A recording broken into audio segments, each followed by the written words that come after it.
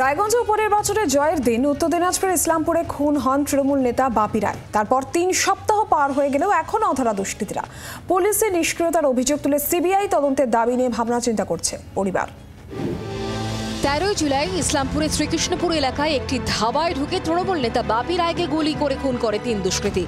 August পড়ে গেলেও এখনো অধরা খুনিরা। সিসি ফুটেজ পুলিশের কাছে থাকা সত্ত্বেও কেন অধরা দুষ্কৃতীরা, প্রশ্ন পরিবারের। পুরা প্ল্যান করা, একদম সাজানো, পুরা প্ল্যান করা সাজানো। পুলিশের কাছে আমি শুনছি ওইখানে নাকি বলে 10-12 জন ছিল। 10-12 জনের মধ্যে পুলিশ কেন তাদের মোবাইলগুলো নিয়ে নিল না? পুলিশ কেন তাদেরকে অ্যারেস্ট করলো না? যে সবার সঙ্গে মোবাইলটা তো আগে নিয়ে নেবে আর ওদেরকে উঠাবে, এখন পুলিশ এগুলো করেনি। কিন্তু এইটাই আমার মনের একটা সন্দেহ। পুলিশের উপরে তাহলে আস্থা নেই আপনাদের? এখন ধীরে ধীরে হারিয়েই তো যাচ্ছে, নেই বললেই চলে। ধীরে ধীরে তো এখন এটাই মনে হচ্ছে। কোনো প্রভাবশালী হস্তক্ষেপে ঘটনা থামা চাপার চেষ্টা চলছে বলে অভিযোগ নিহত দাদার। কোনো বড় প্রভাবশালী ব্যক্তিরা এই ঘটনাটাকে চাপা দেওয়ার চেষ্টা করছে মনে হচ্ছে, এটা আমার। ঠিক আছে, কিভাবে চাপা দেওয়ার চেষ্টা করছে? কেসটাকে আগে বাড়তে দিচ্ছে না। নাহলে এত ক্লিয়ার কেস, এত লোকের সামনে, হোটেলে এতগুলো লোক ছিল, সিসিটিভি ক্যামেরার ফুটেজ আছে, কিন্তু তাও পুলিশ কোনো অরিজিনাল আসামিকে এখনো অ্যারেস্ট করতে পারছে না। পার্টিকুলার আমরা কিছু নাম দিয়েছি, পুলিশ তাদেরও এখনো অ্যারেস্ট করেনি।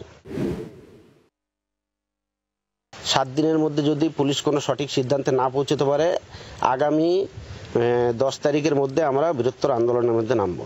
যদি পুলিশ সেটা না পারে তাহলে তো আমরা সিবিআই তদন্তের দিকে আমরা আগাবো। এই ঘটনার পর বিধাননগর থেকে এক যুবককে গ্রেফতার করেছে পুলিশ।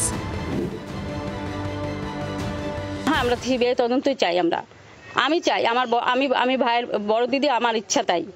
সিবিআই চাইছেন? হ্যাঁ। পুলিশের প্রতি আস্থা নেই? হ্যাঁ, আমার আস্থা নেই। কেন এখনো এরকম হচ্ছে না? কেন পুলিশ কেন বাড়িতে আসে? কেন যাদের ধরা দরকার তাদের ধরছে না কেন? ঘটনার দিন যারা তৃণমূল নেতাকে ফোন করে ডেকে নিয়ে যায়, কেন তাদের খোঁজ করছে না পুলিশ?